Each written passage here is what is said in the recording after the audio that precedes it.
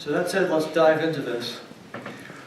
So there's 7 things we're going to cover. This very quickly is that the city is a destination, a place of happiness, knowledge, safety, discovery, and culture. That's your brand. You have to establish that first, because the next thing you need to do is deliver real-time value to your citizens. They're not going to expect things to happen next year. They're going to expect it to happen just like it does at work or in their homes very quickly at the speed, at near real-time speed. And so IoT is acting faster and more reliable. 5 or 10 years ago, you would go buy IoT for your house, they have 20 different vendors. Well, actually, you still do that, and none of it talks to each other. It's not interoperable. You'll be harvesting sensor data, this IoT data. This is big data. The deal is big data costs. The citizens of cities want to pay for big data, or they want to pay for right data. Right data is data that's sized for the problems that they're dealing with, sized for the services they're interested in, not so much big. There are people and industries that need to deal with big data, but I'm not sure if cities need to do that. So the notion is you want to establish right data, data that's sized for your cities. I was at a conference in Auckland, New Zealand last year where people were actually throwing slices of bread at us. Apparently that's a new way to protest, it's better than tomatoes. And they were upset because the city had told them the traffic data would be saved forever. How would you like to pay taxes on that? Forever's a long time, I think. I think you'd like to pay for big data for some short period of time. And so once we changed the policy to save signal traffic cameras for 10 days, people were happy. So the idea that that's right data rather than big data. The notion is that your city should be sustainable. People want green, especially millennials that are coming up. The millennial community is starting to show up here. I'm obviously not. I'm having to be bilingual. I'm an analog guy. I still remember how to dial phones. My children have never dialed a phone in their life. They don't know what that is. You've grown up with that. So the idea is the connected city with smart things. It's going to require sustainability as part of its branding. Interoperability, that's that third thing where things talk to each other, is critical. Open standards or global standards, least cost, assure best practices, and ability to talk to other systems. We've gone through the industrial age, we've gone through the information age, and now it's finally time for us to get into this world of the digital mesh, where we've got lots of data. Pardon me for not looking up at you, but here we go. We've got lots of data. Look at that curve, and that's data, and you're responsible for that. You can't outsource responsibility in your city. That's not fair. You have to take responsibility for itself. I'm sorry if you don't get reelected because you didn't take responsibility for it and didn't let your citizens know what was happening, but you'll need to be responsible for that pile of data and how to deal with it. Yes, that's a Tesla. Yes, it generates 4,000 gigabytes of data per day, and you're not paying for that, but yet it's going through your infrastructures. The idea is that things are happening fast on this internet. And in fact, since I've been talking about 21,000 tweets have been sent already. How many tweets have happened this morning from this conference? Ask yourself. I did 2. I tweeted 2 tweets about this conference. You should each do 2. That'd be 400 or so. We should clog up that internet. So this data is happening faster and faster. It's affecting your bottom line. So I wrote this definition some years ago. But I just want to, you guys all know what the Internet of Things is, but this notion of, with capabilities increasingly seen as independent and autonomous. These things have a little bit of processor, a little bit of fabric or network, a little bit of storage to them. They're getting independent, becoming autonomous. They can talk to each other, just like our kids. We have to make them talk to each other, and they need to be interoperable. So you can go to opengroup.org subject areas, and you can see Open Platform 3. And that's where this autonomy is discussed. So what's strategy? Quick class on strategy. Strategy is simply a plan in a sentence. Describes how you, the city leaders, will address demands and problems in the city. Often it's the promises that you as leaders use to get your offices in the first place. It's a campaign promise even. It's well communicated to the citizens of the city. They should be able to understand it in ways that are memorable.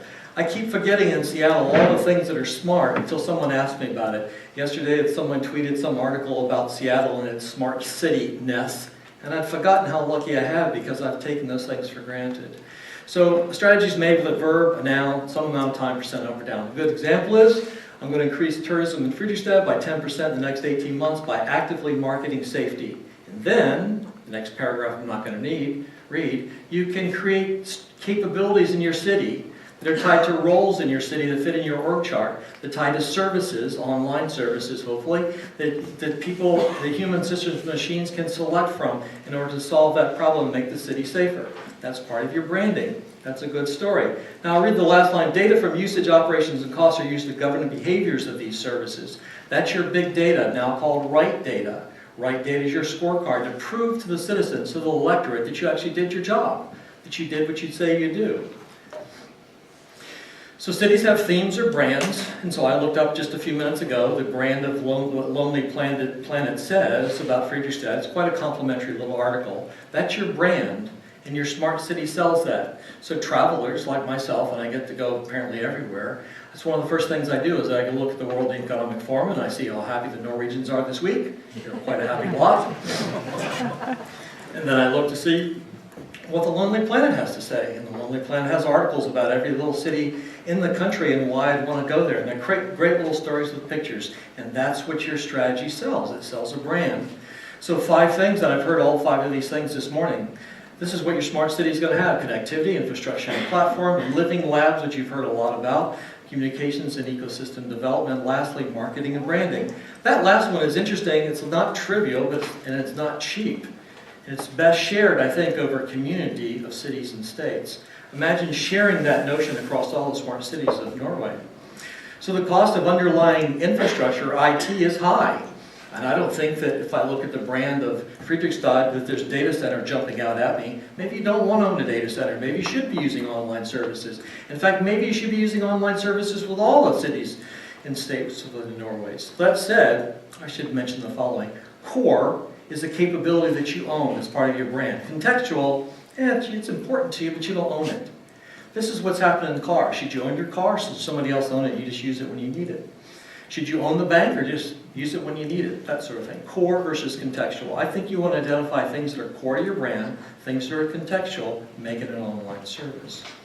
So big data over many cities, I'll claim, has a lot of value to business, education, industry. I'm not sure how much value it has to Fredrikstad or to an individual city. Again, I think you need right data. I did work with the city of New York to help them resell all the data they collected for years about building performance. They sold that to the real estate industry to bring in actual capital. And I didn't plan for this picture to look quite like that, but anyway. This triangle, I think, is the companies we work for. There's global events and drivers happening on the planet. Our executives snag those, and they think they're going to make profit out of solving some problem out there. We've had some business leaders up here this morning. That's what they do. They create strategy, and then they hire some capabilities that they're going to have that's either core or contextual to them. And they hire roles, human systems and machines to do those jobs. And then they have a service catalog where they pick those capabilities from, and ultimately the workers do that. Now we have a choice when we work for companies, don't we? We get mad at our boss, sleep in, not come to work, and just find another job. We can tweet about how much we don't like working there. Sometimes we get kicked out. But we have options, but there's not a whole lot of options because we're at the bottom of that triangle. However, if you live in the city, you have lots of options because you run the city if you're a citizen. In fact, if you don't like it, you can exercise with your car and just move out of town, not pay taxes there anymore. You can tweet about them. You can send nasty notes to the mayor every day. You can make fun of the city managers in every newspaper and periodical you can find. But the deal is that citizens are there to be happy. The reason we have cities is to find happiness. And turns out another third of the world is moving to cities in the next 100 years. By 2008, half the world lived in cities and more people are moving because that's where we find happiness. We can hang out together and do things. So if we're not happy with our citizenry in our city of choice, we can use social media. We can complain about the contracts or the policies that have been enacted. We can use the services or not use them. And all that collects data that allows our city leaders to understand how happy we are and how much we're using. But those two triangles, they flip around. They're upside down from each other. People visualize and see pictures to understand, and I think that the more that we show pictures and arrows of our cities, the better off we're able to sell it. That said, if you go online and look at Twitter or any other sort of media event, Norway advertises itself a lot, doesn't it? It's a pretty place to come to. There's no ugly people in this audience. I come from America. I don't really have that story to tell. So visualization tools enable you as city leaders and your citizens and vendors and operators to see a picture of this future state compared to your current state. So use the concept of a digital twin so that you can mess up on the picture, but it doesn't affect the real thing. You can build a simulation and change that simulation, modify it, add to it, and you can see the results of it in terms of your data. There's tools for doing that sort of thing, and there's data tools that help you along with it as well. Use cause and effect. So what would happen if we add lanes to that traffic down there, or took away lanes, or add more bus lines, or lanes exclusively for bicycles? Use the digital twin to try that out. What if we restricted cars? What if we made cities safer by restricting traffic around schools during certain hours? And I'll show you that in a second. So you have a problem, ask why 5 times. This comes out of the Toyota production system. I've raised kids this way. They're really irritated with me. They're taunting me now, and they've all become engineers. And so ask why 5 times and you'll get the root cause. As city leaders, you may not understand what's really happening with data stores around you. You may have to ask why 5 times. Don't be afraid to do that. I know it's irritating, but do it anyway. The biotopes. I'm on the board of a few smart cities. This is Helsinki. You can go to that website there, the biotope, h2020.eu. It's 3 smart cities, Brussels, Lyon, and Helsinki. We started in the center. We interviewed people to find out what they thought their city had problems with, and safety of school children was number 1. That's what we attacked first. We didn't use a technology to go after it. We started with the people problem first, because citizens, to be happy, to keep the electorate in, to keep you coming back into your office, they need to be happy. So that's the first thing we went to. The other thing that's interesting about that model, note the visualization, it's pretty clever. I wouldn't draw it quite so nice. But the interesting thing about the model is all those things talk to each other. In fact, it was 3 years after we started this work we actually created a platform, because we wanted things to talk to each other. So there are open standards to allow things to talk to things, whether they're homogeneous, all alike. You would imagine that this glass of water should talk to another glass of water pretty easily. But what if this were a beer, or this is a changer, this is a glass of water? They have things in common. They don't normally talk to each other. They're heterogeneous. So this city has the ability for heterogeneous things to talk to one another. IoT instances and sensors are just like workers, like my kids. They need to talk to one another. Human systems and machines are employed to decrease process speed, lower cost, and work with others at a minimal cost. Remember that interoperability and that least cost piece? So industry and cities are increasingly employing IoT as the cost falls. It's becoming commoditized around the world. Citizens demand for more services. They want things faster. They want to be able to move in and out of cities very quickly. And as tax basis has changed, because if you don't get it right, if you fail at smart city projects, what happens to your taxes? They go up. They go up. No one wants to talk about taxes going up. And so citizens look at that, because data should be open. I'm in South Africa next month, and oddly enough, because we all know something about the history of South Africa, you would think that data transparency is a topic that would be difficult for them to sort of go after. That's what they want. They want total data transparency with everything that happens in government. So the notion is that if you're going to have data transparency, it means that you need to have open standards for these things to communicate, so you can be certain of the kind of data that's being shipped around. In the next 5 years, I'll claim IoT instances will more and more be talking to one another. So if you lock in today with proprietary IoT, not open, not the open groups, ODF, OMI, ODF, no need to explain those out, they're just nerd things, but they allow IoT to talk to one another, you can expect to do some rework. Now, systems are always going to be reworked, cities are always going to be reworked, they're always in beta, that's okay. So the notion is that you should be able to accept and have change. You can't sell to your electorate that you're going to lock and load on a thing that's always going to be the same. It's going to change. Strategies change too. In fact, it used to be the day we'd write our strategies and 1 or 2 years later we'd revisit them again. These days we check our strategies and work with them even monthly.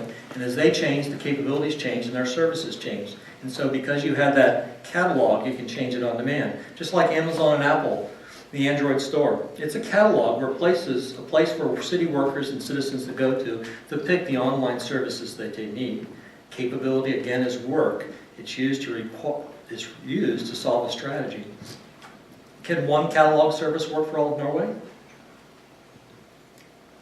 Why not? Can one Amazon work and serve the earth? Probably. So that's something that when you kick all the vendors out of the room, you have to decide. Because it's your culture, your history, your Norway, and I think you can define that amongst yourselves and define what that catalog is, and then elicit those online services to children of that. Will big tech help us grow our smart cities? Well, I'm not so sure about this. I think big tech is services is important, but I think you own the catalog. You own the capabilities that you want to employ in your country. And I know that Cisco and IBM and HP and all the other people I've worked for are going to come to the table and say, we know smart cities. IBM used to work for them. We think we own smart cities because in 1898 we sold calculators to the US government to do a census.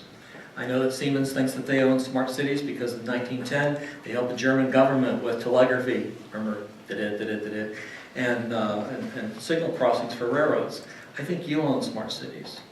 So citizens want the following. They want to be happy, safe. They want to have access to knowledge because knowledge is the basis of democracy. They want help. They want to be able to help. They want to improve their community. They want education. They want to make their children's lives, the lives of the future, better. They want to reject things that they don't want to make demands for things they do want. They want to use technology like they use at work and at home and to request services. They want their city like their jobs and their homes and schools, tech-enabled. They don't want to be a police state. Moscow, just in case you want to know for curiosity's sake, has 450,000 people cameras in the city for 20 million people. They want to participate fully in urban life, an accessible life, and never be lonely. So I claim that this is an interesting model to talk about. It comes with two more pictures after that. There's a strategy that that particular one city has with its capabilities. The human systems and machines who pick from those capabilities to solve the city strategy. An example of a service catalog, and I've got in there in small print, smart light install as a service, pay electrical bills as a service, replace a broken light or solar panels as a service, and there's IT next to it, followed by big data. Seems like a reasonable pattern, I think, doesn't it? So Norway could look like that, or it could look like this. Every city has their own infrastructure, their own catalog, their own big data. So cost goes up, latency speed goes down. When I go visit Norway on Twitter, it shows pretty pictures of all kinds of wires on these beautiful lakes. And complexity goes up, increased IoT heterogeneity, satisfaction and confidence go down. Social media doesn't trend positively. Or it could look like this. All the city leaders get together and they all have their own strategies for their own communities of people. They use one catalog that has all the Norwegian services in there for smart cities, and perhaps one shared data center with one shared big data solution or right data solution they can subscribe to. That looks like a better idea, I think, but you'll need to decide because you own your future of your smart cities. Citizens have wishes and demands, and city leaders listen to them. And what do citizens want? Say they want smart lights. Well, the cool thing is happening. Like in Seattle, when they put in smart lights, the vendor actually out of a boat came and walked down the dock and said, "How do you guys want this? You want me to show up all the time? You sleep during the day, you sleep at night, what's your patterns?" And so I think you put that kind of policy around how you install things when you work with vendors who are contextual to your cities. If you want someone to come in smart lights, they actually, as part of your contract, they go interview the people in the neighborhood to understand how to set them up. Because you as city leaders govern and are responsible for the behaviors of the solutions that come into the city. So solutions are delivered by city workers or vendors, and some of them will be those big techs, and I mentioned what core services and contextual is. Next piece is this city, this community of Norwegian cities could provide a catalog of services they can pick from, just like Amazon and Apple. So the same way you guys are famous today and Donald Trump wants to make you all move to America, you could have the city catalog that puts Norway on the map for smart cities. And Norwegian standards, maybe there's Norwegian standards for this. How many electric plugs does it take to drive from Oslo to Istanbul? Someone told me the other day, 19. Not a great standard. So what should you do? After this talk, consider brands. Maybe you want to make your city a cyclist destination or a high-tech destination. So that's going to affect your capabilities and your strategy and the services that you get online. Build a visualization. There is actually a vendor that provides and sells in Oslo, SimCity for Norway cities. It's not called SimCity. Build a pilot that has a digital twin so you can change things near real time. Build a strategy and update it monthly. I'm going to skip to the bottom. You should measure the performance of your city at least weekly, and any exceptions should bubble to your social media or to your iPhone when it happens. Build a strategy and update it fast. Fail fast with digital twins. So this is a notion of Scrum. You can just wiki on Scrum. You should learn to fail fast and teach your city workers and vendors to fail fast rather than fail in the big story. Avoid big tech lock-in and use open standards. You own this scorecard. Citizens get what they want. There's just examples of things that citizens want to know. They expect competitive least cost because they don't want taxes to go up. They expect speed. They don't want complexity. They want you as a city leader to be able to explain what's happening. You own the branding. Data services, again, right data. Deliver value and right data. Lastly, given that more than half the world's population lived in the lived in cities in 2008. By 2100, 3/4 of them will live there. So people are coming to move to your cities. So have the right data for them. I mentioned that cities are in perpetual beta. Driverless cars, those Teslas, hey, they're cool cars, but they're going to crash. Things are going to happen. Software bugs are going to take down part of your grid. A drone is ultimately going to hit a passenger aircraft, and there'll be problems with that. But how are you going to respond? So will traffic sensors detect a car crash and alert other people, other traffic that's oncoming, adjust the lights and speed limits? Will they alert personnel of what's happening and protect the public? Report the great things that are happening in your cities, not just locally, but worldwide. Avoid this big data story. So who designs and grows a smart city? Citizens and leaders working together for interoperable service with governed data. You own the future now. Thanks very much for your time this morning.